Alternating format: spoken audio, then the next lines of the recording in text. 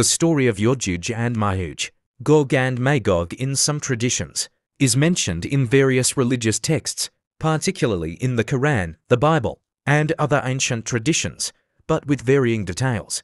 In the Quran, they are depicted as two powerful and destructive tribes that will emerge toward the end of times. Yajuj and Majuj were two corrupt and violent tribes that posed a great threat to humanity. They were separated from the rest of humanity by a barrier created by Dhul-Qarnayn, a powerful and just ruler. Dhul-Qarnayn, after traveling to distant lands, found a people who were suffering from the raids of Yajuj and Majuj. The people requested Dhul-Qarnayn's help, and in response, he built a strong iron and copper barrier to contain them. This wall was so solid that Yajuj and Majuj could not break through it, until, when he reached a place between two mountains, he found beside them a people who could hardly understand his speech.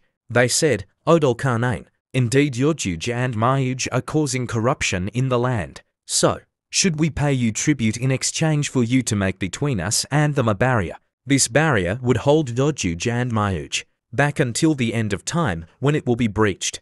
At that time, they will emerge and cause destruction across the earth. Their release is seen as one of the major signs of the Day of Judgment. The final release of Yajuj and Majuj will be a time of great chaos, and their destruction will be brought about by God's will." In the Bible and Christian and Jewish traditions, in the Bible, Yajuj and Majuj are referred to as Gog and Magog. The references are particularly found in the book of Ezekiel and Revelation. Gog is a leader, and Magog refers to a land or a people, often associated with tribes from the northern regions. In Ezekiel, Gog and Magog are depicted as enemies who will invade the land of Israel in the end times, but they will ultimately be defeated by God's intervention. This prophecy is often interpreted as a symbol of the final battle between good and evil. In Revelation, the people of Gog and Magog are said to gather for a final confrontation with God's forces, only to be destroyed by fire from heaven.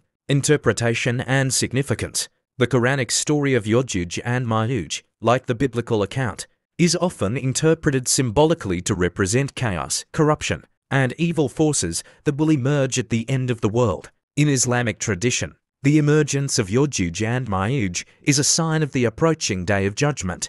They are seen as a warning for humanity about the consequences of moral corruption and disobedience to God's guidance. Some Islamic scholars and traditions suggest that Yajuj and Majuj might be literal tribes, while others interpret them as representing forces of corruption and destruction, which can be embodied in various forms.